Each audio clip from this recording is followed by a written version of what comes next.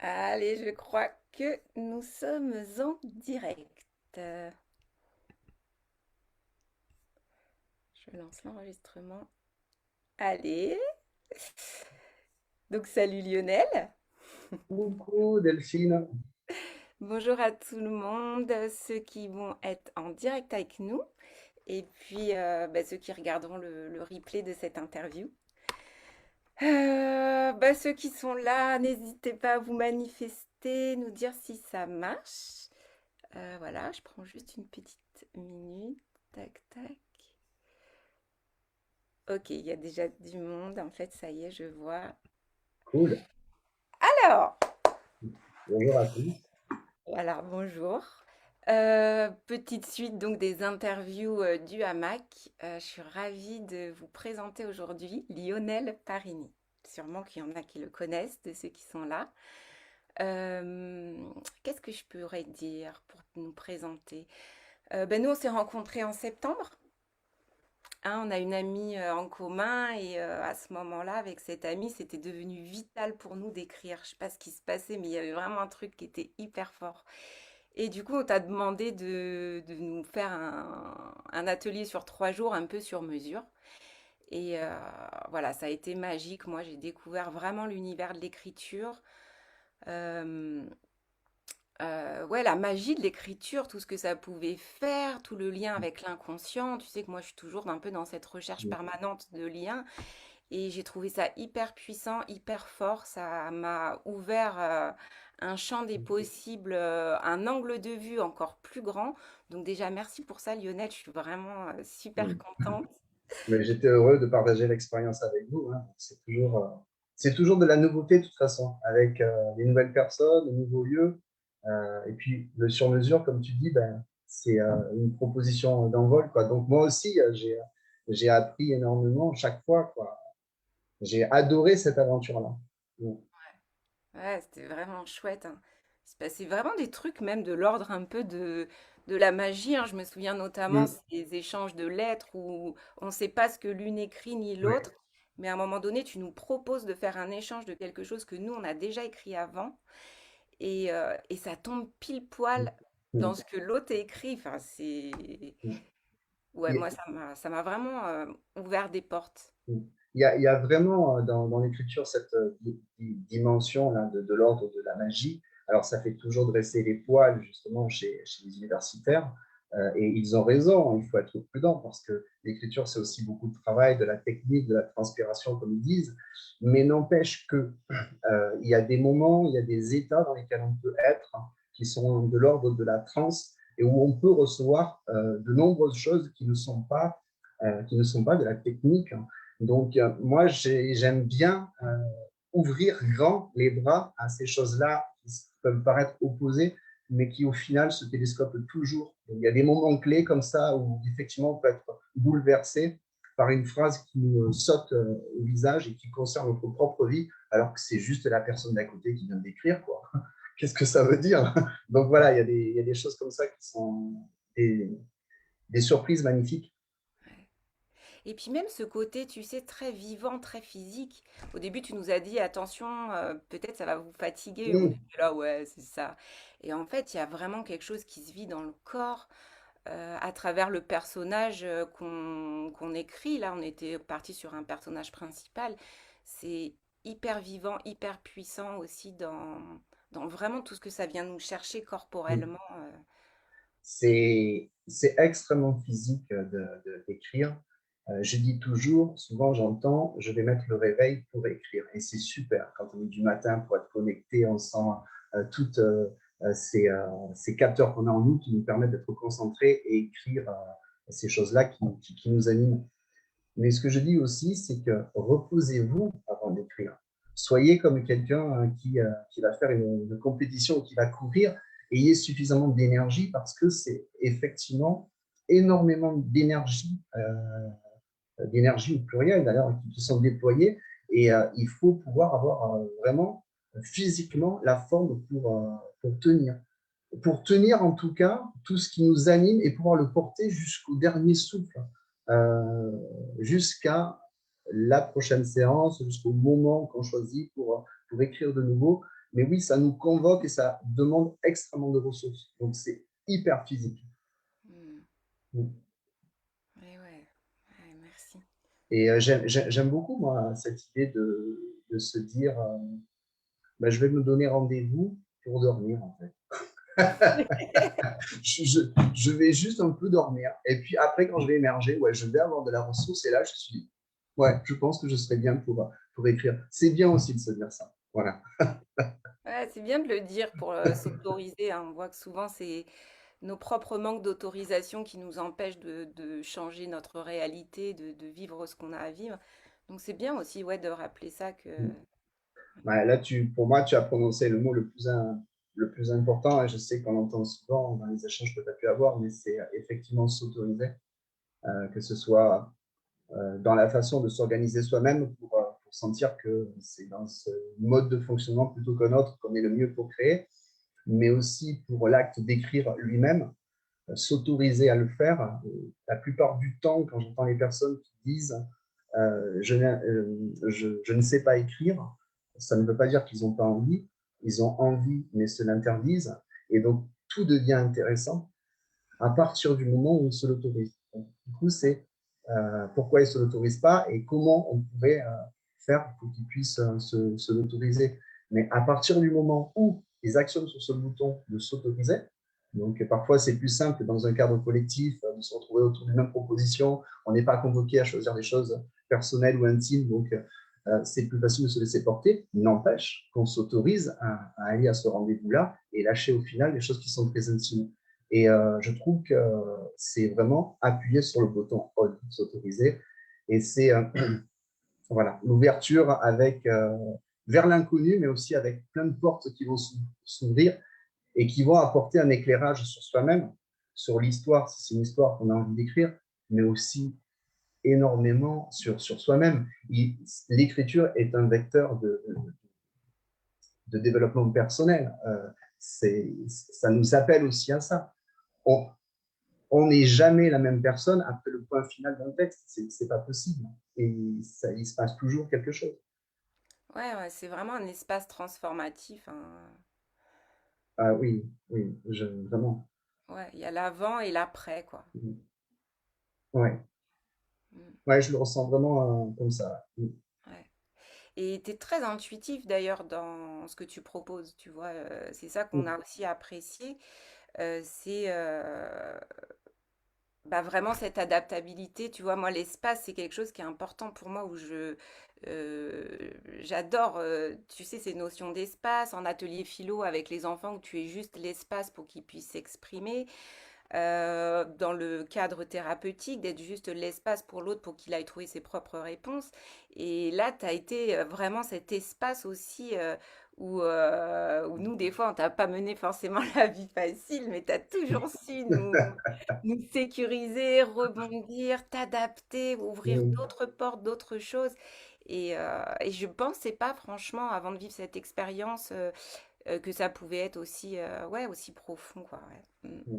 Bah Merci pour écoute, ta lumière. ouais, tant mieux, parce que c'est aussi extrêmement prenant pour moi, ce genre d'échange, Ouais. d'expérience. Ouais. Alors, on va dire un peu bonjour. Il y a du monde qui est là. Donc, il y a Timothy qui nous dit bonjour. Oh, yes! Bonjour tout le monde. Il dit à tous. Super créateur, Trinity. Ah, Laetitia qui dit ça marche très bien. Cool. Super. Bonjour Jessie. Et Alexia qui dit, pouvez-vous redire le contexte de votre rencontre, atelier d'écriture? Ouais, c'est ça, Alexia. Tu pourras regarder le début en replay, mais c'est ça. En fait, on a passé 3 jours ensemble sur un atelier d'écriture qui a été vraiment, voilà, ce qu'on disait, transformateur. C'est vraiment le mot. Et c'est pour ça que j'ai à cœur que tout le monde connaisse Lionel Parini. Ah, merci. Pour tout ce qu'il a apporté à la fois dans son propre processus créatif, dans l'espace qu'il propose, et puis dans tout ce que tu fais, parce que tu es quand même hyper polyvalent, on pourrait dire ça. Enfin, il y a plein de Euh, directions pour toi. oui, il y a effectivement, j'aime beaucoup explorer plusieurs sentiers, même si parfois c'est du hors-piste. J'aime beaucoup le hors-piste. N'empêche, le dénominateur commun, ça reste l'écriture. Alors, oui, il y a l'accompagnement des projets d'écriture pour les particuliers. Il y a les ateliers d'écriture qui sont proches quand même des ateliers collectifs, créatifs, avec une part de proposition au départ, mais au final, c'est ce que tu dis, ils vont sur des choses, sur des chemins très personnels. Donc, les propositions dans le cadre des accompagnements comme ça qui se font sur les week-ends, c'est plus les mêmes propositions que l'on fait aux personnes selon l'évolution de leur histoire. Donc ça, c'est vrai que ça se personnalise de cette façon-là. Donc, il y a ce type d'atelier-là.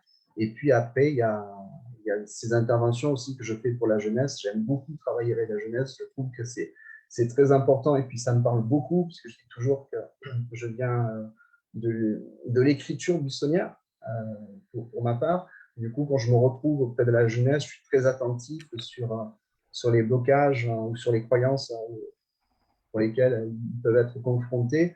Et ça me plaît par la créativité de les voir se surprendre eux-mêmes et puis surtout de prendre du plaisir. Parce que c'est ça qui est parfois compliqué et terrible dans l'école, c'est que on fait fuir le plaisir, alors qu'il est présent, alors que par la créativité, par le travail, on peut se connecter au plaisir de créer, et que bien souvent, ce système d'évaluation, ce système de contrôle, ce système de dramatisation par rapport aux fautes d'orthographe font qu'il y a beaucoup de personnes qui se mettent en mode de protection, et la protection, ça peut être de la fuite ou du rejet. Et donc, j'aime beaucoup aussi intervenir entre la jeunesse et les accompagner à créer dans des projets qui peuvent être très, très différents. J'ai besoin de ça. Et j'oublie pas aussi que je l'ai été, ce jeune en difficulté, donc ça me parle d'autant plus. Et enfin, ce que j'aime bien aussi, c'est toutes ces réunions, ces croisements entre artistes de différentes disciplines, sur des rendez-vous improvisés en forêt, sur cette recherche expérimentale qui transpire d'amitié, qui transpire de joie. Je trouve que ça aussi, ce côté festif, c'est important de le faire exister en dehors des propositions, des cadres, et vraiment se rappeler que nous sommes de grands enfants et que c'est important de continuer à s'amuser le plus sérieusement possible ensemble. Ouais. Ensemble. Donc voilà, et puis j'ai aussi une association donc, qui crée un petit peu des spectacles vivants, en tout cas à un rythme cool, hein, un tous les 3 ans, et qui publie parfois aussi à titre exceptionnel un petit clin d'œil à René Malo. Je ne sais pas si elle nous regarde, mais il y a une personne que j'ai accompagnée pour la première fois et qui est elle et elle seule à l'origine du joli nom du sage homme. Voilà. Et donc voilà, c'est un livre qu'on a édité aussi avec cette association. Donc, dénominateur commun, l'écriture, mais après, effectivement, avec des pistes vraiment très, très, très variées. Et bien entendu, je prends toujours aussi du temps pour écrire moi-même les projets qui se bousculent ou pas, mais en tout cas qui sont présents dans mon petit ventre. Voilà. Ouais, j'aime bien, moi, ce sage homme. Moi, ça me fait directement penser à Socrate, tu vois. Bah oui, qui accouchait, tu sais, sa mère était sage-femme et lui, vraiment, c'était ça, quoi. Il était le sage homme qui permettait aux gens de faire accoucher leurs pensées. Et je trouve que ça te va très bien, ce sage homme-là, qui aide l'autre à accoucher d'un bébé, d'un projet en lui qui va pouvoir voir le jour à travers ton accompagnement. C'est Non, hyper. c'est dit comme ça, et si en plus tu parles de Socrate, je vais me cacher dans mes pantoufles. J'ai des bottes, mais bon, peu importe. Non, ce que je veux te dire, c'est que vraiment, si j'ai accepté, c'était pas facile en tout cas de poser ce nom comme ça, c'est bien parce que j'ai reçu la bénédiction de René Malo, qui est incroyable, qui est une grande voyageuse et qui a une plume et une écriture incroyable. Et c'est vrai que de la façon dont elle a dit, c'était tout simple, quoi. C'était accoucher de son bébé texte. Et j'ai trouvé ça trop mignon. Je me suis dit, bah, pour, euh, pour ceux qui imaginent que c'est vraiment une étiquette prétentieuse, j'aurai toujours le moyen, le moment ou une rencontre pour expliquer que pas du tout. C'est juste que oui, j'aime bien faire en sorte que les bébés que vous avez dans le ventre, les projets puissent sortir parce que déjà, ça fait du bien, parce que c'est magnifique, parce qu'après, il y a la seconde vie, les premiers pas, la rencontre avec les proches, le premier cercle, le second cercle, et il se passe une autre vie à ce moment-là. Donc ça aussi, c'est magnifique. Et puis, je parlais de l'écriture tout à l'heure, ou toutes ces choses qu'on apprend sur soi-même quand on écrit, mais aussi dans l'accompagnement, c'est immense de voir tout ce qu'on apprend, de par le contenu de ce qui est dit, mais aussi par rapport à toutes les problématiques, les obstacles, les interrogations qui bloquent à certains moments la création. Donc, c'est des questions qui sont chaque fois magnifiques. Elles peuvent être techniques, mais elles peuvent être aussi de l'ordre de l'intime, finalement. Pourquoi je veux, si c'est de la fiction, prenons un exemple, pourquoi ce personnage ne ferait-il pas ceci, plutôt que vouloir absolument le faire, cette chose-là. Et en fait, on se rend compte que ça résonne énormément par rapport à sa propre vie. Donc parfois, on veut faire quelque chose à un personnage, mais c'est ce qu'on voudrait ou qu'on ne voudrait pas faire. Mais en tout cas, voilà, ça bouscule aussi énormément. Donc il y a aussi beaucoup d'échanges comme ça qui sont de l'ordre de la prise de conscience, de l'intime, et j'aime beaucoup ça aussi. Donc voilà, en tout cas, pour Ça en parle de revenir soi. à, pardon, pour en revenir à René Malo, c'est pour moi une personne qui a beaucoup compté, parce que clairement, je n'aurais pas développé cette activité de coaching en écriture depuis 2017-2018 de façon officielle si je ne l'avais pas rencontrée. Donc, franchement, je la remercie. Nous aussi. Merci, madame. Ok, est-ce que tu veux bien revenir un petit peu sur ce que tu disais tout à l'heure, l'écriture buissonnière, hein, nous parler un petit peu de ton parcours? Oui, Parce que tu vois, là, dans ces interviews expérientielles, l'idée c'est aussi que les gens, tu vois, ils se détendent tranquilles et qu'ils ressentent ton point de vue, oui. qu'ils l'intègrent dans ce que ça pourrait faire émerger en eux. Et je trouve que ton parcours, ouais, il est plein d'espoir et peut-être que ça va parler à certaines personnes, peut-être que ça va permettre des autorisations dans, ouais, dans ton histoire. Est-ce que tu veux bien nous raconter ton histoire? Oui, oui, je vais bien vous raconter, je vais vous raconter tout ça. Je ne sais pas comment je vais m'y prendre encore, mais peu importe. Allez, on y va, vive Allez, l'info, etc. Et je vais parler justement de l'endroit où je suis aujourd'hui, qui est l'endroit où je fais les visios, où je reçois les personnes, et qui est donc mon atelier, qui est en haut de la villa de chez mes parents, et qui a été autrefois ma chambre. Donc ma chambre d'écriture, c'était une grande chambre de 18 mètres carrés, voilà, avec une jolie vue. Et c'est ici, à partir de l'âge de 13 ans, où je me suis retrouvé avec cet espace finalement hyper grand. Donc, puisqu'il n'y a pas que cet espace, il y a aussi une salle de bain. Enfin, il y a tout ce qu'il faut pour retrouver une petite autonomie. Et à 13 ans, bon, je me suis dit, ouais, c'est sympa. Mais à 16 ans, j'ai encore plus apprécié parce que je pouvais recevoir des copains et des copines. Mais surtout, à partir de la fin de la journée, de la nuit, c'était un moment où cet espace est devenu créatif, où j'étais convoqué par la plume, l'envie d'écrire des choses que je ne comprenais pas, mais je m'en foutais. Sincèrement, c'était du bien-être pour moi. C'était cette valeur thérapeutique qu'on connaît bien à l'écriture. C'était des rendez-vous comme ça, où je triturais, où j'expérimentais les sons, les phrases, où j'essayais de faire des rimes. C'était mon laboratoire.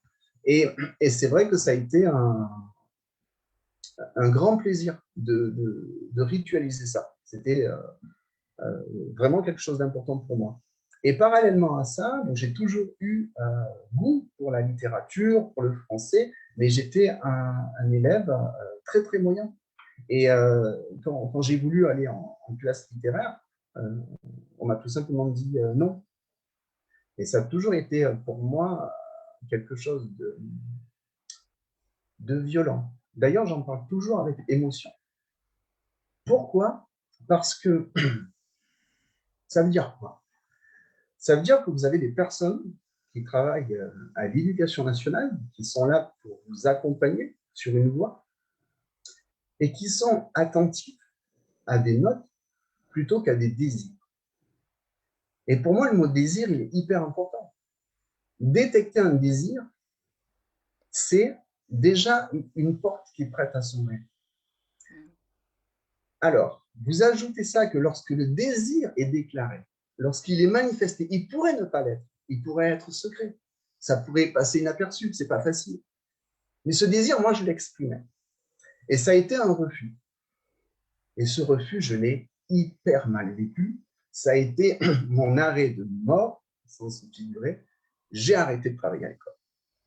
Donc, ça a été, je suis allé jusqu'au baccalauréat, mais ça a été chaotique.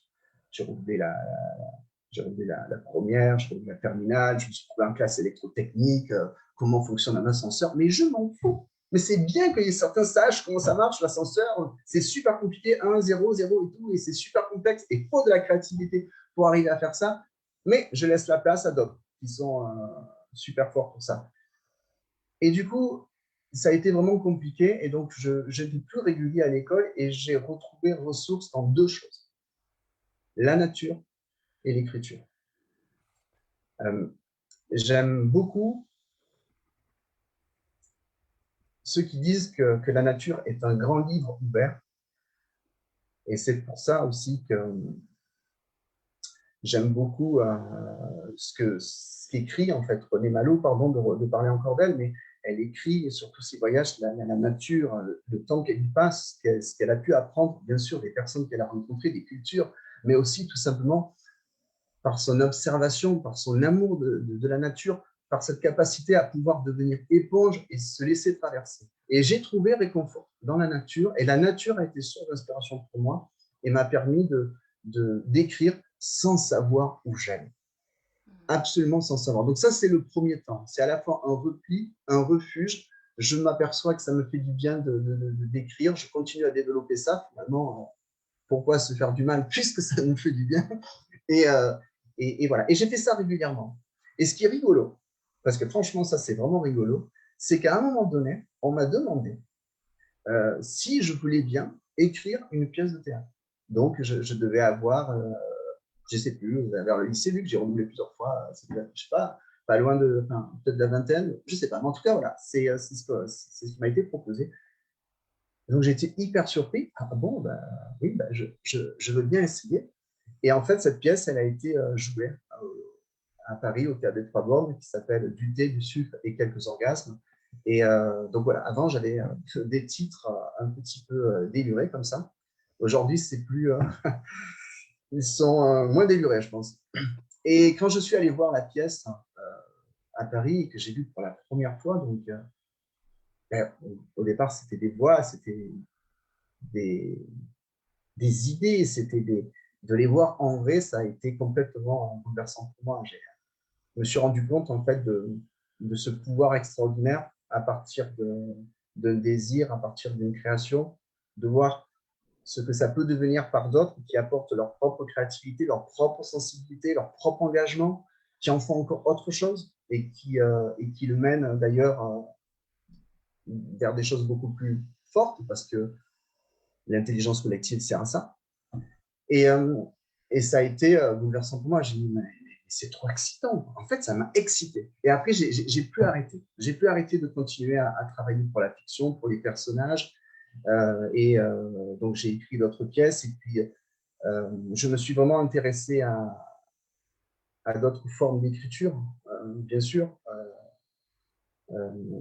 Le journal intime, la poésie, la nouvelle, le roman. Et jusqu'en 2009, donc j'ai été totalement autodidacte.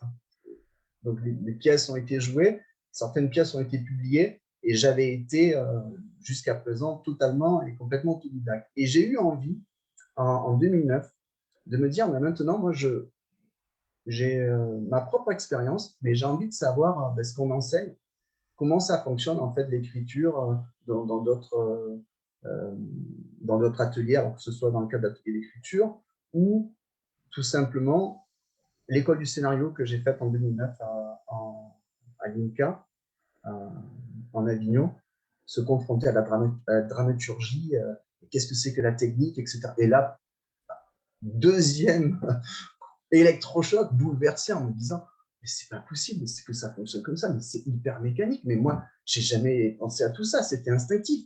Qu'est-ce que ça veut dire? Donc, extrêmement perturbé, et je suis hyper heureux de l'avoir fait parce que j'ai compris énormément de choses, surtout a posteriori, pas forcément sur le moment parce que j'étais en réaction en disant mais non, ça peut pas être aussi mathématique, c'est pas possible. Et en réalité, c'est pas que c'est mathématique, c'est que c'est beaucoup plus simple que ça, mais simplement, voilà, il y a des questions à se poser, il y a des méthodes qui sont intéressantes à connaître, mais c'est bien aussi de s'en détacher. Et je me considère vraiment chanceux d'avoir pu me confronter à certaines techniques d'écriture après avoir expérimenté l'écriture en solo de façon innocente, totalement, voilà, en mode buissonnière justement, parce que ça m'a permis en fait de comprendre assez vite, de ressentir en fait ce qui pouvait se cacher dans certaines volontés d'articuler une histoire ou de mettre en avant une technique plutôt qu'une autre. Et je l'ai assimilé en fait naturellement, a posteriori, mais naturellement en fait. Ça s'est fait progressivement. Et puis j'ai poursuivi. Du coup, je me suis dit, mais puisque j'anime des ateliers, j'aimerais bien aussi aller voir comment ça fonctionne. J'ai passé le diplôme d'animateur d'écriture. Là, ça a été aussi hyper formateur. Et c'est vraiment, voilà, des, des électrochocs, en fait, des choses qui m'ont permis de sortir de mes habitudes, de sortir d'une façon de faire et de se dire finalement l'écriture, ça ne doit pas être qu'une manie. C'est intéressant aussi de la considérer comme une discipline à part entière et, intéressons-nous à, voilà, à son pouvoir. Alors, je parlais tout à l'heure sur le côté transpossible, des choses qui ne sont pas de l'ordre de la technique, mais bien sûr, je me suis intéressé aussi à la technique parce que parfois, pour faire des retours sur des textes, pour même pouvoir mesurer ce qu'on a envie de changer sur un texte qu'on a envie de présenter, eh bien, pour en faire quand même une lecture un peu froide, un peu clinique sur certaines choses. Il y a ce qu'on ressent, mais il y a aussi, si on a envie de faire ressentir autre chose, c'est intéressant de se poser la question de qu'est-ce qu'on doit changer. Donc, ça passe par le ressenti, mais ça passe aussi par la technique. Voilà, donc ça, c'est dans mon parcours, ça a été vraiment deux étapes importantes. En 2009, l'école du scénario, et en 2010, donc, le diplôme d'animateur d'atelier d'écriture. Et puis ensuite, quelque chose aussi qui est très formateur. Donc, j'aime beaucoup les partages, même si je suis désolé, je suis en train de faire un monologue. Mais j'ai fait des coécritures avec d'autres personnes et ça, c'est aussi formidable. Sur un même projet, de se retrouver confronté avec des approches très différentes, voir un peu comment on peut, pas forcément se mettre d'accord, mais construire ensemble, co-construire. Et ça a été aussi très, très formateur. Donc voilà, et puis en faisant des ateliers, je me suis rendu compte, et René en est encore voilà, l'élément déclencheur, mais je me suis rendu compte qu'il y avait énormément de personnes qui venaient en atelier pour assouvir le désir d'écrire, mais que la plupart du temps, derrière ce désir d'écrire, il y a une histoire personnelle, une histoire intime qu'ils ont envie de porter. Et là, je me suis dit, waouh, l'atelier d'écriture, il peut y avoir un côté récréation, et j'ai rien contre la récréation créative, c'est juste du bonheur, ça fait du bien et c'est un plaisir. Mais la différence avec l'accompagnement, c'est que la personne qui vous sollicite, c'est devenu un besoin viscéral, et donc l'engagement n'est pas le même. Et j'aime beaucoup travailler justement avec des personnes dont l'engagement est devenu pas seulement physique, mais il est devenu total pour porter le projet. C'est plus la même, c'est plus les mêmes enjeux. C'est plus les mêmes enjeux parce qu'on en a parlé tout à l'heure sur ce que ça produit en termes de transformation sur sa propre vie. Euh, une histoire qu'on construit ne peut pas être sans répercussion dans sa propre vie. Ce n'est pas possible. Ok. Ah, c'est super intéressant tout ça. Moi, il y a ouais, deux, trois idées essentielles là dans ce que tu dis. Déjà, ce que je trouve trop beau, c'est, tu vois, à travers toutes les personnes que je peux là interviewer, il y a quelque chose qui ressort, c'est vraiment ce truc qu'on sait depuis petit, qui est là. Et puis après, tu vois, c'est vraiment comme le voyage du héros, il va y avoir un peu des obstacles, C'est ça, ouais. mais la vie, à un moment donné, va te ramener à ça tellement, en fait, c'est là, tellement c'est puissant, tellement c'est vibrant et que ça a besoin d'exister, de se partager au monde, en fait. Et ça, je trouve ça beau dans le sens où ouais, des fois les gens disent, mais moi je sais pas ce que c'est. Mais en fait, il y a tous ces indices là dans l'enfance et cette espèce de ligne conductrice de quelque chose qui va éclore Mm. une fois que les démons vont être un peu terrassés Mm. et que des bons guides vont être mis aussi sur le chemin, des belles rencontres qui vont un peu changer notre vie à tout jamais dans l'autorisation dont on parlait au début. Oui, tout à fait. Et puis, j'aime cette idée aussi de ne pas avoir de choix à faire. Tu vois, moi, j'ai longtemps cru qu'il y avait tout le temps des choix à faire. Et ce que tu partages au niveau de mélanger à la fois le côté intuitif et la technique, effectivement, il n'y a pas à choisir entre l'un et l'autre. Oui, oui, Et vraiment, on inclut et on transcende. Et c'est la force des deux qui va aussi être source d'une proposition encore plus forte, plus magique. oui, Et exactement. Moi, je ressens les choses de cette façon-là. Et puis aussi, ça permet de se dire que tout ne repose pas uniquement sur la technique et, et son fonctionnement interne. Ça veut dire ça, ça, ça laisse une place ouverte, une porte ouverte, en disant qu'on est quand même de l'énergie, on est quand même poreux, on se laisse traverser par beaucoup de choses. Et donc, c'est intéressant aussi de laisser le hasard, les rencontres, les accidents heureux bousculer la création en cours parce qu'elle a aussi des propositions à nous faire. Et ce serait bien dommage, par rigidité, de ne pas le recevoir. ouais. Voilà. Mm. Ouais, ouais, ouais, ouais, tout a sa place, hein. Il y a Mm. cette notion-là. Ouais, c'est trop beau, j'adore. Et puis la dernière idée que je ressens dans ce que tu dis, c'est bah, aussi cette idée de co-construction ensemble. Effectivement, il ne s'agit pas de convaincre les autres de son point de vue, mais d'inclure dans un espace plus grand.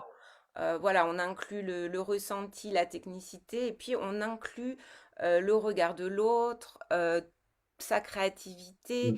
tout ce qu'il a apporté. Et à chaque fois, comme ça, qu'on intègre un peu plus, ouais, ça donne des choses encore plus grandes, plus fortes, plus... Je sais pas, ça se nourrit, on se nourrit tous les uns les autres. Ouais, j'aime beaucoup ce que tu dis par rapport à ça. Ouais, ça, c'est essentiel. C'est essentiel. Ça veut dire aussi, surtout dans ce monde-là, je ne parle pas de la création au sens général, mais vraiment de l'écriture. Les auteurs, voilà, ils sont très attentifs à leur signature, à ce qu'ils importent. Il y a une volonté quand même comment je pourrais dire ça, de représenter, de porter un univers, une singularité. Donc, de fait, c'est là, de toute façon, naturellement, c'est une signature, puisqu'on est tous uniques.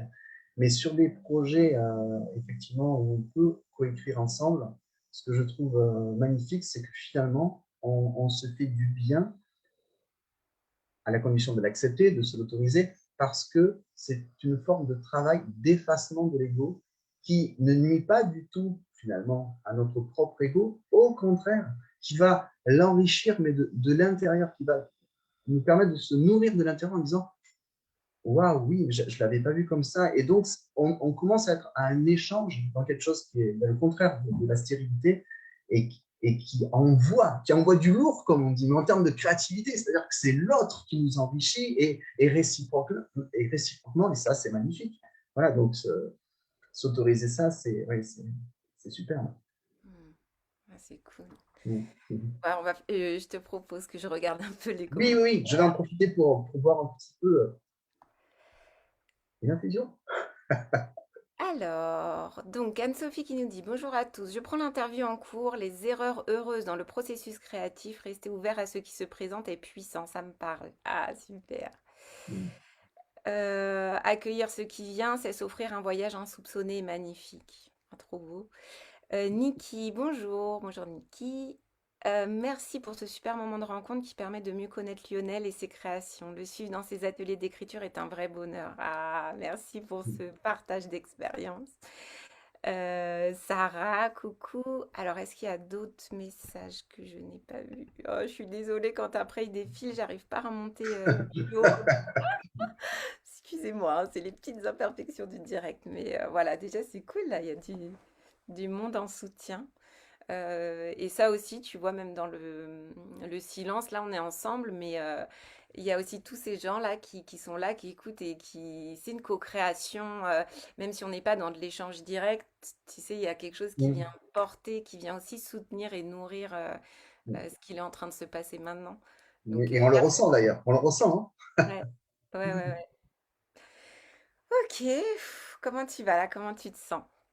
Ben, je me sens bien, je suis heureux de pouvoir partager ça. En fait, je me rends compte que ces moments sont plutôt rares, voire quasi inexistants, puisque généralement, c'est des sujets un petit peu de l'ordre de la créativité entre créateurs sur certains projets. C'est des moments privilégiés qu'on peut avoir. Mais comme ça, l'offrir en partage et puis se poser, parce que c'est vraiment prendre le temps pour le faire et mettre des mots dessus, je trouve ça finalement hyper important et surtout réjouissant de le faire avec vous, quoi. Mm. Mm. Ok. Est-ce que tu voudrais bien nous parler de ce petit projet que tu as mené, enfin petit, gros projet que tu as mené avec les ados, puisque là, c'est sur le thème un peu de l'enfant artiste philosophe, à la fois celui que toi tu incarnes et, euh, et puis celui que du coup tu vas aller travailler avec ces jeunes. Moi, j'ai adoré quand tu m'en as parlé, j'ai trouvé ça tellement beau, puissant. J'aurais trop aimé les rencontrer, ces Ah jeunes, pour oui. savoir après ce qu'ils ont pu vivre, eux, de leur point de vue, ressentir dans ce que tu as permis de faire éclore comme ça. Voilà, est-ce que tu veux bien nous en Oui, parler? oui, bien sûr, je peux présenter ce projet qui est porté par l'association La Source. Donc, j'avais imaginé donc, un projet d'atelier d'écriture où, donc, dédié à des personnes, des collégiens en difficulté et en décrochage scolaire, clairement. Et donc, imaginez un atelier d'écriture où on n'a pas besoin d'écrire avec un stylo. Et je me suis dit, bon, ben, alors ça peut être possible comment? Ben, par exemple, avec un dictaphone. Et donc, la proposition a été de construire une histoire euh, avec ce groupe-là, une histoire collective et une histoire individuelle. Une histoire individuelle en construisant leur personnage, leur propre personnage, au fil des séances, et faire en sorte qu'au fil des séances, chacun de ces personnages puisse se rencontrer pour faire émerger donc l'histoire collective. Donc, au départ, ils étaient un petit peu, alors, totalement en rejet parce qu'ils ne voulaient pas écrire. Puis quand ils ont compris que mais finalement, vous allez écrire avec votre voix, vous allez prendre l'enregistreur, voilà, vous allez vous présenter, hop, on met la baffe, vous allez vous écouter, ben voilà, ça c'est votre personnage. Vous avez dit ça, vous l'avez fait parler. Donc par la parole, vous pouvez construire une histoire. Donc ça a commencé dans un premier temps à les intimider, puis après, rapidement, ils ont trouvé ça amusant, surtout que certains ont commencé à parler de l'autre personnage en disant quelque chose. Donc forcément, certains se sont mis en réaction et on a basculé dans le jeu de rôle.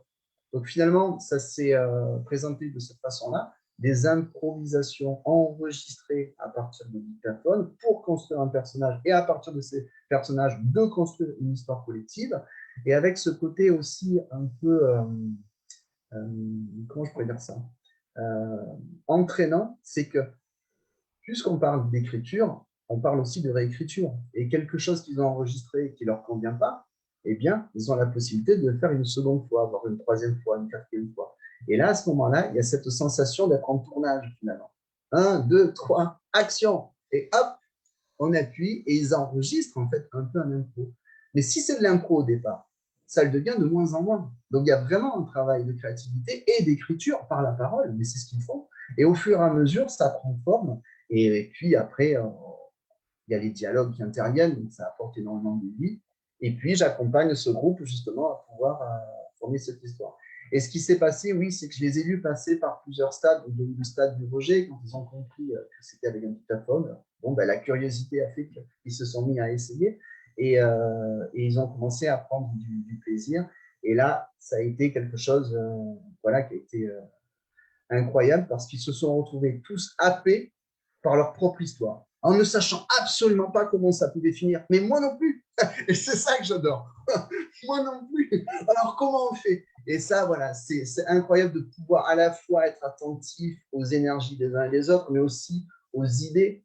parce que parfois, l'idée qui est défendue par un collégien, ça va bien sûr être de se mettre en valeur.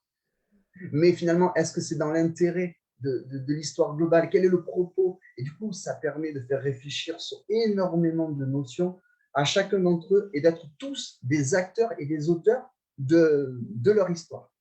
Et donc, voilà, c'est quelque chose qui a pris une dimension de polar dans les quartiers.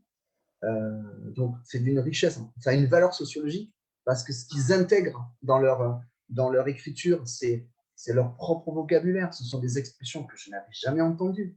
Et d'ailleurs, je remercie toutes les personnes qui m'ont aidé à retranscrire après les ateliers, voilà, parce que c'est vraiment du boulot, ça aussi, c'est hyper important. Mais ça prend une dimension, oui, documentaire.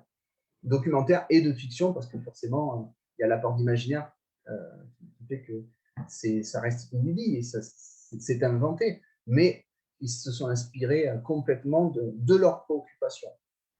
Ouais. Wow, ça me met des frissons partout.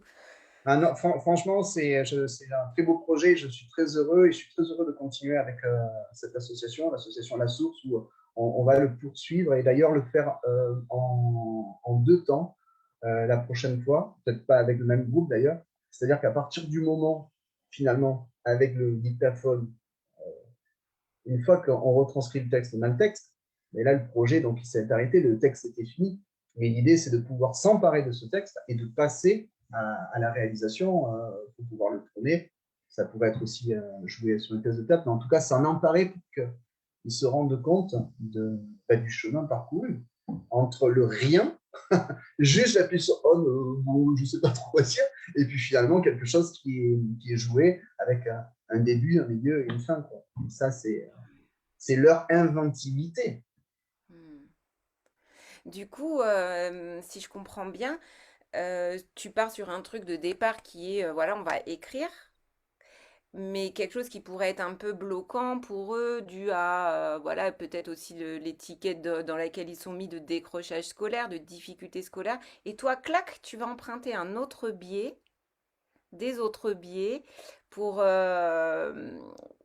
pour quand même aller rencontrer ça.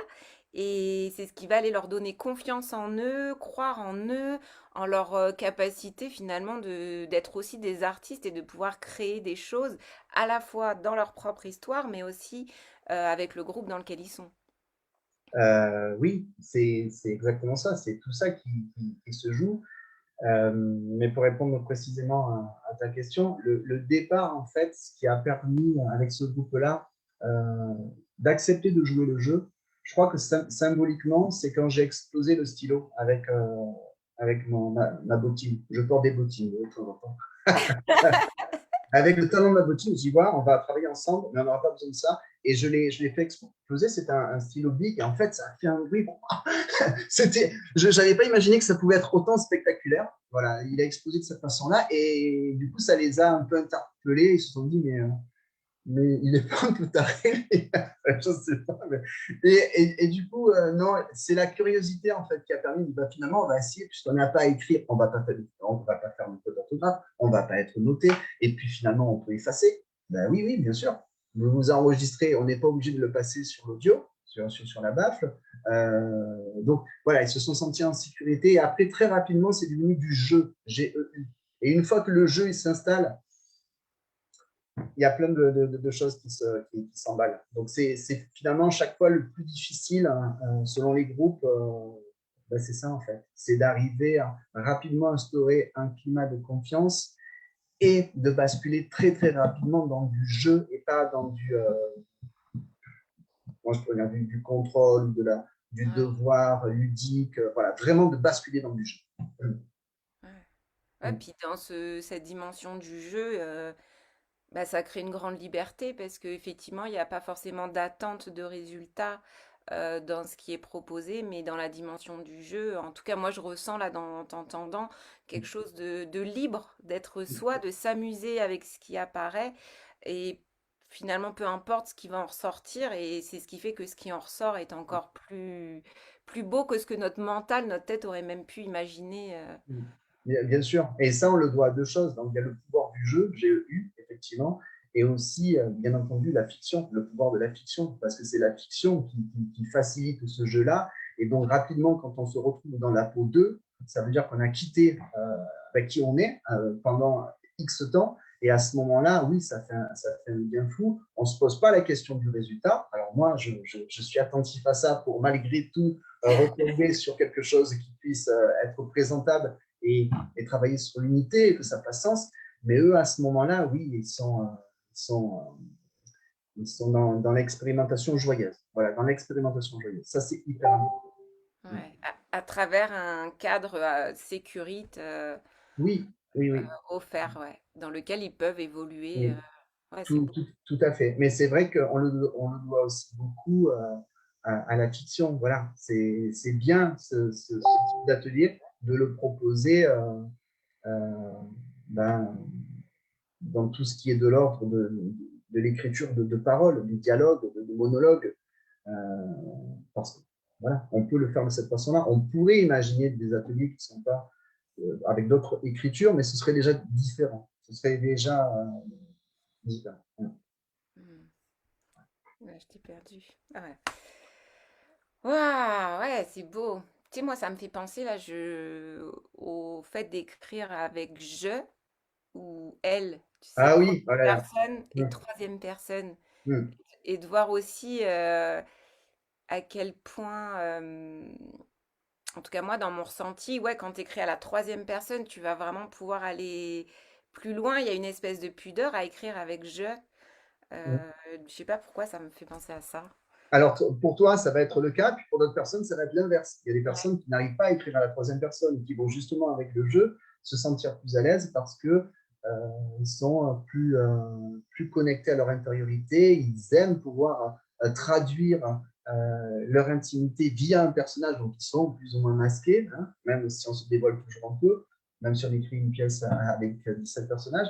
Oui, c'est pas la même approche. En plus, avec la troisième personne, on peut faire le choix d'avoir accès à l'intériorité, mais parfois pas. Et c'est ce qui est encore le plus intéressant quand on écrit à la troisième personne et qu'on se limite à ne travailler que sur l'aspect visuel, descriptif, en s'interdisant de dévoiler ce que le personnage ressent. Et donc, c'est par le choix vraiment de la description, de la façon euh, dont il pose un geste qu'on va interpréter ce qu'il ressent. C'est encore plus intéressant. Et d'ailleurs, dans l'écriture cinématographique, c'est aussi ça qui est mis en avant. C'est Ouais. comment on peut comprendre par l'image ce que ressent le personnage. Et donc, quand on utilise la troisième personne aussi dans l'écriture, c'est fascinant pour ça. Mm. Ah ouais. Ah, c'est riche. J'adore. Merci Lionel.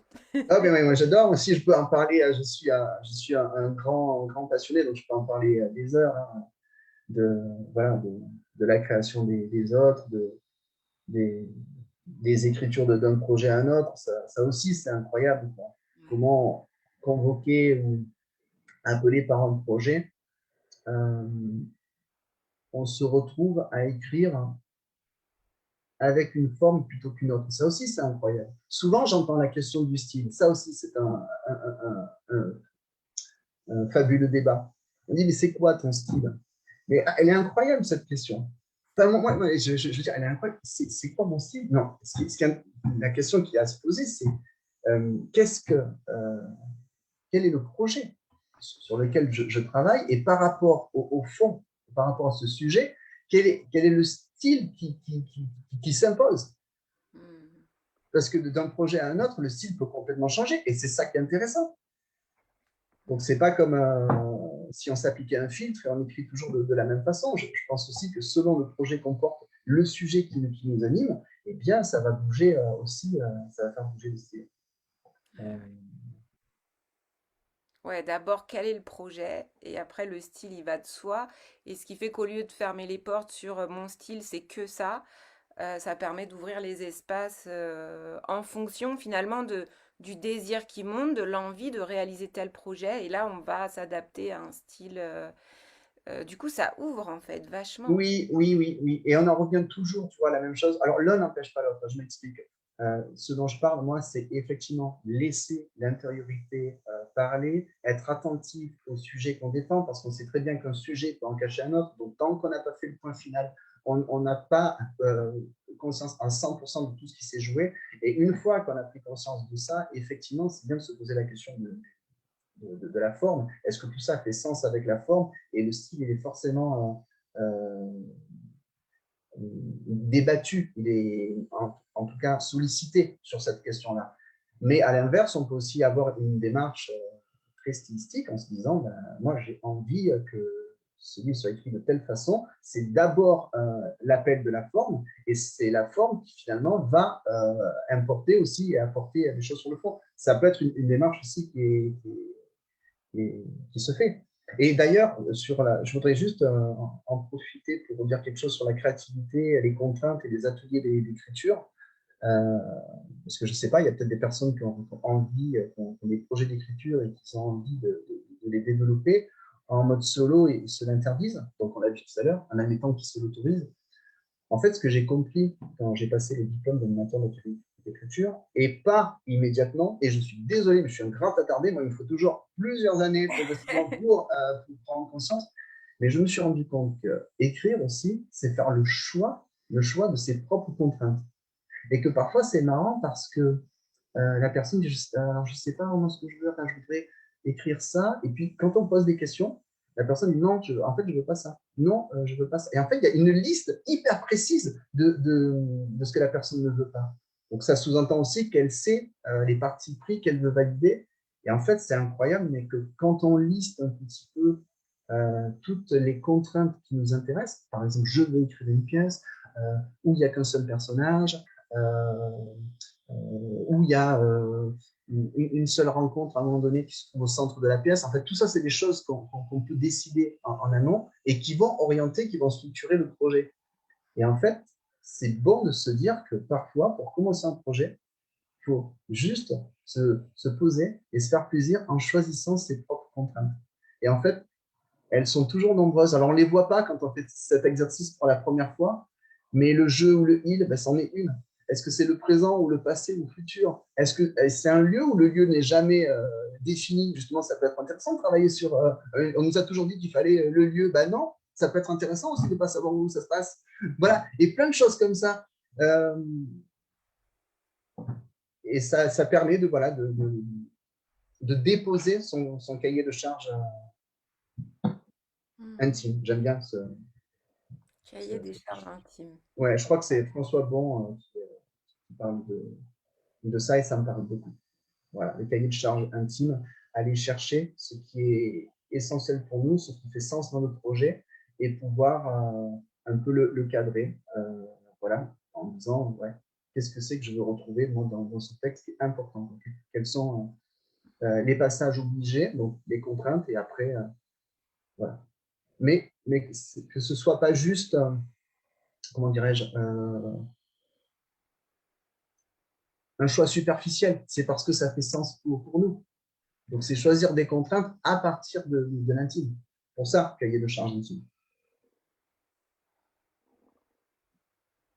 Ouais, ouais. Ouais, c'est ce qui va sécuriser le tout dans lequel, encore une fois, on va pouvoir évoluer librement, en fait. Elle sert à ça, la contrainte aussi. Ouais. Oui. Mm. Et du coup, est-ce que toi, tu peux nous parler de ton processus créatif, même si j'imagine que là, ce que tu viens de partager, ça en fait partie, par rapport à toi, quand tout d'un coup, il y a une idée qui t'arrive et clac, tu vas la mettre en place, tu vas écrire, par exemple, je sais pas, peut-être que tu peux nous parler du monologue Un fleuve pour Maria, donc Maria, ton amoureuse, qui va donc être mis sur scène au Festival d'Avignon cet été, c'est ça? Oui, Bien ça? oui. Ouais.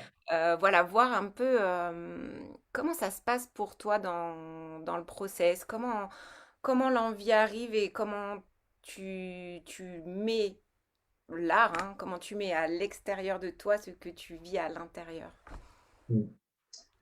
Euh, alors, la première chose, c'est de détecter l'appel intime. cette chose qui nous pousse et qui nous encourage, où on sent qu'on est appelé pour écrire. Ce qu'on pourrait appeler l'inspiration et qui fait débat en disant mais on peut très bien écrire sans inspiration. Oui, c'est vrai. Il n'empêche que pour ces pièces-là, et ça a été la même chose avec Le Chien Bleu, j'aime beaucoup la forme monologue parce qu'elle permet énormément de possibilités. Ça peut être très différent d'un monologue à un autre. Et donc, pour répondre à ta question sur ce monologue-là, Un fleuve pour Maria, je me suis posé beaucoup de questions sur les différentes formes d'amour qui peuvent exister. Et surtout, dans la continuation de cette pièce, ils ne sont pas du tout dans le même espace-temps. Donc, comment une histoire peut-elle se poursuivre, peut-elle se construire, se co-construire, évoluer? Est-ce possible si on n'occupe jamais le même espace-temps? Et du coup, ben, j'en savais rien, et j'en sais toujours rien d'ailleurs, mais je me disais, ça peut être intéressant d'explorer ce questionnement par l'écriture. Et là, c'est être effectivement très attentif à tout ce qui me traverse. Donc, dans un premier temps, donc, comment je fonctionne dans mon processus créatif, j'aime absolument et totalement me perdre. Je ne veux pas entendre parler de technique, je ne veux pas de plan, je veux me faire plaisir, je veux retourner à l'écriture buissonnière, je veux me casser, je veux partir. Donc, je me laisse totalement appeler. Parce que de toute façon, je sais très bien qu'à un moment donné, le point final, ou le premier point final, la première version, ce que je vais dire, une fois que le premier souffle, à bout de souffle, a lieu, on se pose, on se repose et on peut relire. Et à partir de ce moment-là, on peut prendre conscience de beaucoup de choses et on peut faire des choix beaucoup plus techniques, en tout cas structurer la pièce. Donc j'aime beaucoup, dans un premier lieu, un premier temps, laisser cette énergie créative jaillir et la laisser, oui, voilà, la laisser. Mais attention, c'est pas juste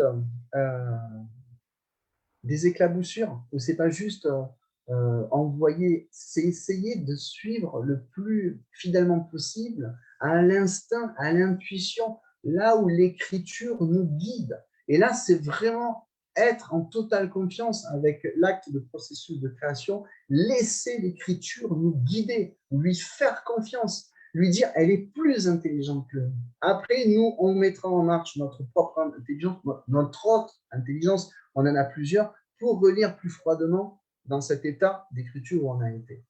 Et après, effectivement, on fait des choix de composition, de copier, de coller, de modifier, d'organiser différemment, de structurer, de sculpter pour qu'on ait une forme qui nous convient. Et, et c'est toujours bouleversant, par exemple, de se dire quels sont les derniers mots.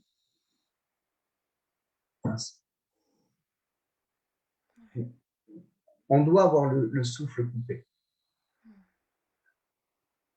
La dernière réplique, le dernier mot, ça doit laisser un blanc pour soi-même. Ok.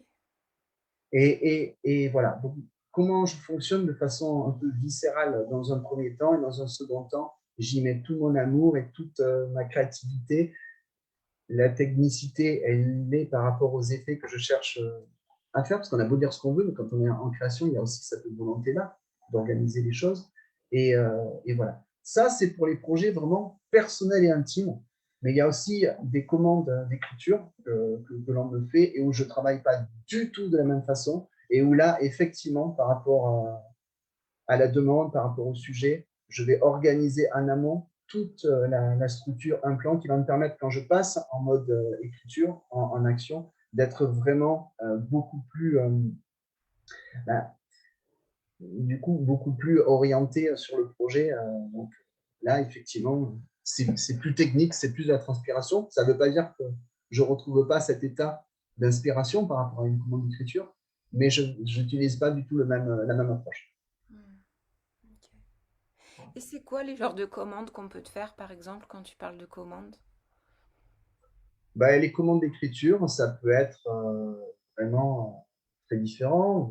Ça peut être, par exemple, le conservatoire d'Arbanetic d'Orléans souhaitait que j'intervienne dans une classe de collégiens pour pour apprendre à les découvrir via des impros, récupérer par exemple leurs propres matériaux et, dans un second temps, écrire la pièce pour qu'ils puissent eux-mêmes la jouer. Donc ça, c'est voilà, c'est quelque chose qui a été énorme. Après, ben, ça peut être une association qui, par exemple, j'ai adapté le poème vietnamien Kim Van Q avec l'association de trafic d'art, qui m'a sollicité 2 fois pour une adaptation d'Ulysse. C'était Le secret d'Ulysse Junior. Et puis pour son conte vietnamien, avec la question de comment on peut transposer pour la scène un poème de plus de 5000 vers. Euh, voilà, et donc du coup, ben, je dis, mais je sais pas. Et justement, le je sais pas m'excite en fait. Je sais pas. Alors je fais comment? Alors là, voilà, et là, je commence à rentrer en dialogue avec les possibilités et à passer en mode buzz. Et là, voilà, c'est du bonheur. Et puis après, je me mets à travailler ces choses-là. Et puis voilà, il y a eu d'autres commandes d'écriture qui ont été faites. Et en fonction de, de l'enjeu, en fait, ce qui est attendu, et du sujet, j'essaie de voir comment je peux composer, organiser ça. Mais j'aime beaucoup aussi ça, c'est très, très intéressant. Ok. Moi, bon, du coup, en fait, tu sais, j'aime bien poser des petites questions philosophiques avec une courte réponse. Alors, du coup, j'aurais envie de te demander, puisque tu as travaillé le sujet avec ce monologue, qu'est-ce que l'amour? Tu dirais quoi en une phrase, du coup, après Alors tes ce recherches? qui est incroyable, alors 2019, 2019 a été mon année love, love, love. Le- C'est-à-dire que j'ai écrit 3 monologues. Ouais, non, mais vraiment, mais incroyable, mais c'est incroyable. J'ai écrit 3 monologues et j'ai toujours pas démarché, hein, parce que j'y reviens toujours dessus. C'est vraiment quelque chose de fort. Dans ces 3 monologues, il y a un premier volet qui s'appelle Un dictaphone pour un roi de monde. Un deuxième volet qui s'appelle Tu as pris le train et à l'arrivée, je ne t'ai plus jamais vu. Et le troisième volet qui s'appelle Un fleuve pour Maria. Le premier questionne, explore l'élan amoureux. Le second, la rupture. Et le troisième, le détachement. Mais le détachement, euh, pas couper la tâche, c'est-à-dire explorer euh, une présence dans la distance. Comment être vraiment entier là, aimer sans pouvoir partager tout le temps. Voilà. Donc le détachement dans ce sens-là. Donc, je parlais de valeurs thérapeutiques quand j'étais autrefois, ici c'était ma chambre d'enfance, hein, où il y a toujours ces questions-là. Moi, quand je travaille ces questions-là, c'est que déjà, à titre personnel, bien entendu que ça agit et que ça m'intéresse, mais après, c'est ça aussi qui est intéressant dans le processus créatif, c'est quand la transformation opère, c'est quand on est en train de quitter finalement cette valeur thérapeutique pour construire quelque chose de nouveau, et qui est là, en l'occurrence, la pièce qui se fabrique, le mono qui se fabrique, d'être attentif à ces formes-là. Et du coup, pour répondre à ta question, je ne l'ai pas oublié, je garde le fil. Euh, dans chacun des trois, ce n'est pas la même définition de l'amour qui ressort. Et je ne vais pas tout dévoiler parce que ce serait dommage, surtout que je n'ai encore rien publié. Mais je pense effectivement qu'il y a plusieurs formes d'amour, que tout amour est possible à vivre, mais que chacun des amours que nous vivons nous appelle à devenir plus grand. Et plus on travaille cette croissance, ce développement, plus on est mené à vivre des amours grands. D'accord. Voilà ce que je pense. Ok. Merci. Sans en dévoiler trop. Non, Alors, non, on d'ailleurs, un viendra fleuve, la voir. oui, oui, oui, un fleuve pour Maria sera, si le contexte sanitaire nous le permet, sera visible au Festival d'Avignon et ce sera joué et interprété et joué d'ailleurs à double titre par Loïc Philibert. Je dis jouer parce qu'il va le dire sur scène, mais aussi ce sera ponctué de chansons. Donc certaines ont été écrites aussi pour le spectacle. Voilà, certaines chansons que Loïc a pu écrire, et moi aussi, j'ai pris plaisir à faire ça. Et voilà, donc ce sera. Mais j'ai bon espoir aussi que tu as pris le train et à l'arrivée, je ne t'ai plus jamais vu, soit aussi monté un jour. C'est voilà. spectacle que j'aime beaucoup. Et pour le premier, j'ai encore du boulot pour les lampes. Ok. Ah, ça doit être hyper fort de voir sa création sur scène comme ça. Oui, oui. Bah, je vais raconter une petite histoire hein, par rapport au spectacle Le Chien Bleu. Si Le Chien Bleu a pu voir le jour et être au Festival d'Avignon en 2019 et de pouvoir continuer son chemin, c'est parce que donc, la comédienne, complice fidèle, très proche, qui s'appelle Oriane, a un jour sollicité donc, son metteur en scène pour faire connaître un extrait du texte. Et puis, ils ont décidé de monter ce texte-là.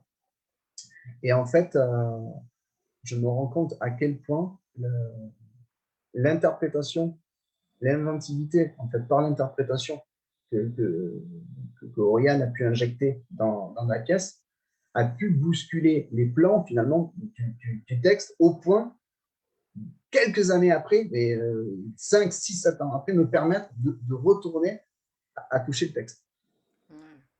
Donc ça aussi, je trouve ça génial quand on parle de co-créer, de voir comment, en fonction des personnes, si ça fait encore bouger le texte. Il est toujours vivant, le texte. Tant que l'auteur est vivant, il est toujours vivant.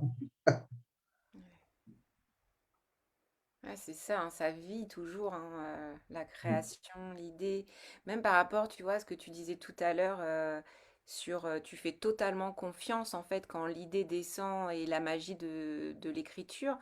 En neurosciences, ils ont vraiment étudié, tu sais, ce principe au moment où tu es en créativité, il y a une absence de, tu vois, de Lionel, il y a une absence de la personne. Oui, C'est juste, tu te mets au service de l'idée et de sa mise en route à l'extérieur, quoi. Ok, ça passe par toi, mais il y a cette idée de manifester à l'extérieur et, et on n'existe plus à ce moment-là, en fait, oui, quand il y a ce processus créatif en place. oui, C'est ouais, c'est grand, c'est beau, c'est ça amène plein de questions du coup oui, aussi sur qu'est-ce qui se passe.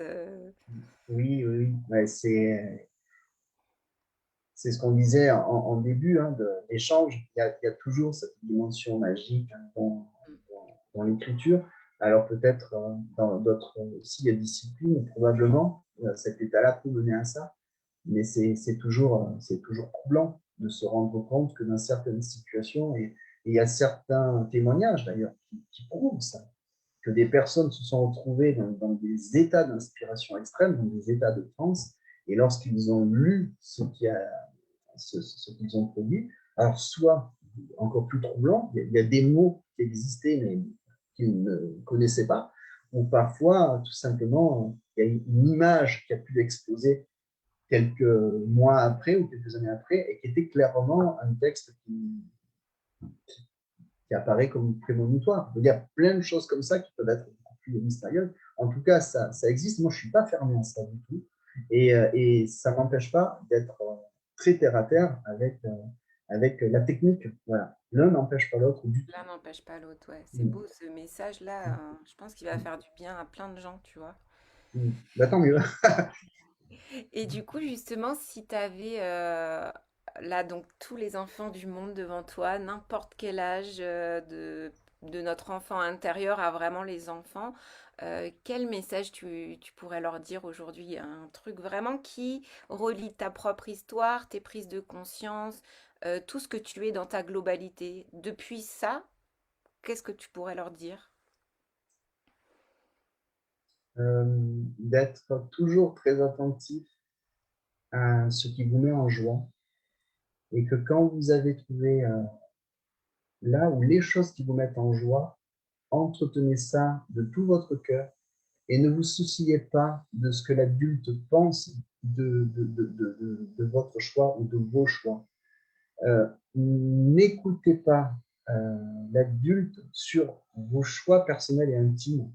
Vous êtes les mieux placés pour savoir si vous devez continuer et prendre soin de cette joie-là. Cette joie-là, ça peut être simplement de prendre du temps avec quelqu'un qu'on aime, mais ça peut être aussi de cultiver effectivement ces invitations créatives auxquelles les enfants, plus facilement, se retrouvent à vivre. Voilà, c'est ce que je dirais. Et c'est difficile aussi de ne pas s'adresser aux adultes. Je pense qu'il faut pouvoir dire aussi aux adultes, euh, ayez conscience que la joie qu'éprouve votre enfant à faire cette chose plutôt qu'une autre, c'est une chance énorme que vous avez parce que vous êtes en face un enfant qui est en joie. Alors surtout, faites attention aux mots que vous allez prononcer. La bienveillance, c'est pas juste un effet de mode, c'est un devoir. Et donc d'être vraiment des défenseurs de la joie intime de chacun. Ah, c'est beau. Ah, j'adore, ça me parle trop, hein. Et tu vois, on voit que, tu vois, c'est comme si la moi tout se mettait en sens. Quand moi j'ai eu l'idée de faire ces interviews, je savais pas d'où ça venait tout de suite. Dans la journée, en plus, je t'ai appelé, tu as été le premier. J'aime bien, ouais. Je me suis dit, attends Lionel, j'ai une idée là, il faut qu'on fasse quelque chose. Et c'est vraiment ça, moi aussi, de tout le partage, c'est, ben oui, la joie comme moteur, comme l'enfant artiste philosophe qui a déjà ça en lui, qui peut retrouver ça et qui va l'emmener à suivre son chemin. La joie par le jeu, par l'amusement, par pas se prendre trop au sérieux. Et en fait, tu vois, peu importe les personnes que j'interviewe, d'où ils viennent, quoi qu'ils fassent, et ben, il y a toujours ce même message en fond et ouais, ça fait du bien d'entendre ça, quoi. Ouais, ça me paraît vraiment ouais, essentiel. Je trouve qu'il faut la défendre plus que tout. Quoi. Ouais, ouais, ouais, je suis d'accord. Bon, je vais revoir s'il n'y a pas des petits commentaires. Ouais, il est déjà 11h12, ça passe à une vitesse. Coucou Sarah. Anne-Sophie, se centrer sur ce qui nous met en joie, c'est vraiment le message fort qui ressort de toutes les interviews Delphine. Ah bah tu vois, c'est ce que je viens de dire. Mm. Très émue par les mots de Lionel. Soyons bienveillants aussi à l'égard de notre enfant intérieur artiste, nous dit Anna. Et oui, Anna, c'est exactement ça. C'est pour ça qu'on me parlait de à la fois le message pour les enfants en tant que tel, mais aussi vraiment l'enfant qui demeure en chacun de nous Bien sûr, bien qui sûr. fait qu'à un moment donné, on a arrêté de jouer, qui fait qu'on a peut-être laissé cet artiste de côté et que là, bah, et voilà, il peut prendre sa place, quoi. Mm. Il peut exister, quoi. Ouais, il y a cette notion de place aussi, de place, d'autorisation, de tout ce qu'on a pu évoquer là pendant ce moment. Bah écoute, moi je suis en joie, je crois, plein de gratitude. Merci beaucoup. Peut-être qu'il y a quelque chose que tu as envie de parler, de rajouter sur tes projets à venir, quelque chose là qui te viendrait intuitivement dont tu n'as pas encore parlé. Qu'est-ce qui te viendrait? Euh, non, là, non, il ne me vient rien. On a beaucoup échangé. Ça va, c'est parfait. Je suis très heureux, moi aussi, d'avoir partagé ce moment avec toi. Et, euh, et je me suis fait surprendre plusieurs fois, d'ailleurs, par l'émotion, selon ce qu'on a pu se dire. Et je suis très heureux de ça parce que la vulnérabilité, ce n'est pas de la fragilité. Et c'est aussi, euh, c'est très bien aussi de la partager. Voilà. Ouais, ça fait du bien, hein. Ah ouais, ouais, ça fait cool. Ouais, ça fait du bien d'enlever les protections, les masques et vraiment c'est depuis cette vulnérabilité que tu nous partages, mais finalement moi ce que je ressens c'est que c'est là où le message il passe vraiment. C'est là en fait où quand toi tu parles et ben ça touche un espace en nous qui vient je sais pas moi me mettre un baume, tu vois, comme un petit Mm, bonbon là parce que ça nous touche directement dans le cœur. mm, Et, euh, et ça fait tellement de bien, ouais. mm. Mm. Tant mieux. Franchement, merci beaucoup hein, pour cette bulle d'oxygène et de joie créative que tu proposes. Eh ben, merci à toi, Lionel. Et puis, bah, j'espère qu'on aura l'occasion de créer des projets en commun, hein. Bah Moi, je oui, c'est regarde sûr ça, ça. hein. On Bien est sûr que si. complémentaires sur plein de choses. Donc, euh, donc ouais, ça Aucun devrait doute. être. Ouais, carrément. Et puis, bah, merci à tous ceux qui étaient là. Ceux qui vont regarder en replay, n'hésitez pas aussi à mettre des petits mots, des petits likes, des petits partages si vous pensez que ces petites interviews bah, font du bien, parce que c'est vraiment ça, hein. C'est le petit colibri aussi, sortir des infos qui nous font du mal, qui activent la peur, qui activent tout ça, bah, de voir qu'il y a aussi de belles choses qui existent, et notamment depuis vraiment l'espace là de présence. Voilà, qu'est-ce que juste ton mot de la fin, comment tu te sens là maintenant après avoir partagé ce que t'es, Lionel? Je me sens tranquille, je me sens bien et toujours très joyeux et plus que tout curieux de ce qui est à venir. Voilà, avec une confiance absolue en la vie. Voilà ce que je ressens à ce moment-là. Ok. Bon, bah super. Eh ben, merci beaucoup. À la Ben, prochaine. merci beaucoup à toi aussi. Puis je vois pas voilà, quelles sont les personnes qui étaient présentes, mais en tout cas, je les salue et merci à eux pour leur curiosité et toutes les questions qu'ils ont pu poser. Ouais, merci beaucoup. Et gros bisous à Maria. Ok, La bise. j'embrasse tout le monde. Ciao, Salut. ciao. Au revoir tout le monde. Bye.